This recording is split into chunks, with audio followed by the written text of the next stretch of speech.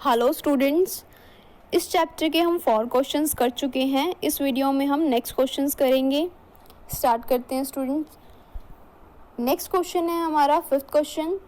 Question read करेंगे ध्यान से। How are the progeny formed by asexual reproduction different from those formed by sexual reproduction. यहाँ पे progeny से मतलब ऑफस्प्रिंग से ही है, जो नेक्स्ट जनरेशन आएगी उससे है। इस क्वेश्चन में आपसे क्या पूछा जा रहा है स्टूडेंट्स? इस क्वेश्चन में पूछ रहे हैं कि जो ऑफस्प्रिंग एसेक्सुअल रिप्रोडक्शन से प्रोड्यूस होते हैं वो सेक्सुअल रिप्रोडक्शन से प्रोड्यूस होने वाले ऑफस्प्रिंग से डिफरेंट कैसे हैं, अलग कैसे हैं। तो हम प्रीवियस क्वेश्चंस में पढ़ चुके हैं कि एसेक्सुअल रिप्रोडक्शन से जो ऑफस्प्रिंग प्रोड्यूस होते हैं उनमें किसी तरह की कोई वेरिएशन नहीं आती है, पर जो सेक्सुअल रिप्रोडक्शन से ऑर्गेनिज्म प्रोड्यूस होगा उसमें वेरिएशंस आती हैं। तो आंसर देखेंगे। As single parent is involved in asexual reproduction, progeny formed by asexual reproduction are morphologically similar, genetically identical, no variations are there. तो स्टूडेंट्स आपको पढ़ चुके हैं पहले इस बारे में, बस हम रिपीट ही कर रहे हैं उन्हीं चीज़ों को। हमें पता है कि एसेक्सुअल रिप्रोडक्शन में सिंगल पेरेंट ही इन्वॉल्व होता है, जिसकी वजह से जो ऑर्गेनिज्म प्रोड्यूस होगा वो अपने पेरेंट्स के जैसा ही होगा, उसका आइडेंटिकल होगा।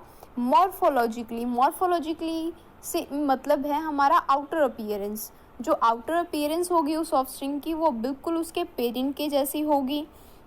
जेनेटिकली आइडेंटिकल, जो जेनेटिक कॉन्स्टिट्यूशन होगा पेरेंट का और बच्चे का वो बिल्कुल सेम होगा और कोई भी वेरिएशंस नहीं होगी। नो वेरिएशंस, जो ऑफस्प्रिंग होगा उसमें कोई चेंजेस नहीं होंगे, वो वैसा ही होगा जैसा उसका पेरेंट है, सेम कैरेक्टरिस्टिक का होगा, जिसकी वजह से हम जो ऑर्गेनिज्म प्रोड्यूस होता है एसेक्सुअल रिप्रोडक्शन से उसे क्लोन ही कहते हैं। और अगर हम बात करें सेक्सुअल रिप्रोडक्शन की, but in sexual reproduction fusion of gametes take place. दो पेरेंट्स के जो डीएनए होते हैं वो मिक्स होते हैं, उनके गैमेट फॉर्मेशन होगी, गैमेट आपस में फ्यूज होंगे, जिसकी वजह से उनका जो जेनेटिक कॉन्स्टिट्यूशन होगा वो मिक्स होगा और उसकी वजह से क्या है, कुछ जेनेटिक एंड मॉर्फोलॉजिकल चेंजेस आएंगे और जो ऑफस्प्रिंग होगा वो डिफर करेगा फ्रॉम पेरेंट्स। नेक्स्ट क्वेश्चन देखते हैं स्टूडेंट्स। नेक्स्ट क्वेश्चन है distinguish between asexual and sexual reproduction. आपको डिफरेंशिएट करना है एसेक्सुअल और सेक्सुअल रिप्रोडक्शन के बीच में, दोनों एक दूसरे से डिफर कैसे करते हैं। Why is vegetative reproduction also considered as a type of asexual reproduction। तो आपने इस क्वेश्चन में सबसे पहले सेक्सुअल और एसेक्सुअल रिप्रोडक्शन को डिफरेंशिएट करना है और उसके बाद आपने बताना है कि जो वेजिटेटिव रिप्रोडक्शन होता है उसको हम एसेक्सुअल रिप्रोडक्शन की ही एक टाइप क्यों कंसीडर करते हैं, क्या सिमिलैरिटीज़ है दोनों के बीच में, आपने वो बतानी है, जिसकी वजह से हम इसको एसेक्सुअल रिप्रोडक्शन का ही एक टाइप बता रहे हैं। आंसर देखेंगे students. In asexual reproduction offsprings are produced by single parent. जो बेबी हमने पढ़ चुके हैं पिछले क्वेश्चंस में, ये बात जस्ट रिपीट हो रही हैं कि जो ऑफस्प्रिंग एसेक्सुअल रिप्रोडक्शन से प्रोड्यूस होता है उसमें सिंगल पेरेंट इन्वॉल्व होगा इस तरह के रिप्रोडक्शन में, और no involvement of gamete formation, किसी तरह की कोई गैमेट फॉर्मेशन नहीं होगी, एंड फ्यूज़न, गैमेट्स बनेंगे भी नहीं और फ्यूज़ भी नहीं होंगे। एग्जाम्पल अगर हम लें जिन ऑर्गेनिज्म में एसेक्सुअल रिप्रोडक्शन होता है तो अमीबा, पैरामीशियम, प्लानेरिया, काफ़ी एग्जाम्पल हैं।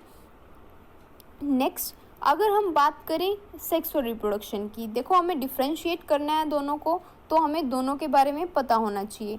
एसेक्सुअल में हमने पढ़ा कि ऑर्गेनिज्म जो है प्रोड्यूस होगा वो सिंगल पेरेंट से इन्वॉल्व होगा, पर अगर हम बात करें सेक्सुअल रिप्रोडक्शन की, offsprings are produced by 2 parents. Sexual reproduction में 2 पेरेंट्स इन्वॉल्व होते हैं। एसेक्सुअल में हमने पढ़ा कि गैमेट फॉर्मेशन नहीं होती, no involvement of gamete formation and fusion. पर अगर हम बात करें सेक्सुअल रिप्रोडक्शन की, it involves fusion of male and female gametes. Sexual reproduction में मेल एंड फीमेल की गैमेट फॉर्मेशन होती है। एग्जाम्पल देखें, जितने भी हायर ऑर्गेनिज्म हैं उनमें सेक्सुअल रिप्रोडक्शन होती। अब हम बात करेंगे कि वेजिटेटिव रिप्रोडक्शन को हम एसेक्सुअल रिप्रोडक्शन की ही टाइप क्यों बताते हैं, दोनों में क्या सिमिलैरिटीज़ है।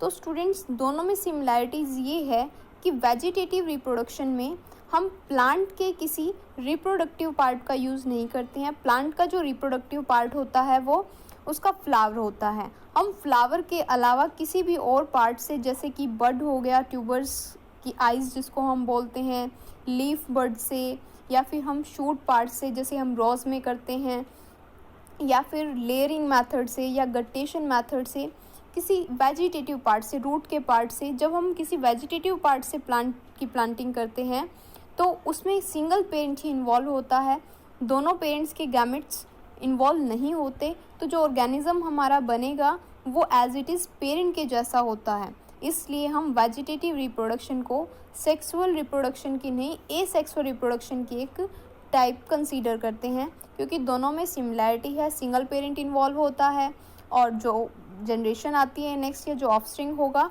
वो पेरेंट्स का आइडेंटिकल होता है। Thank you students.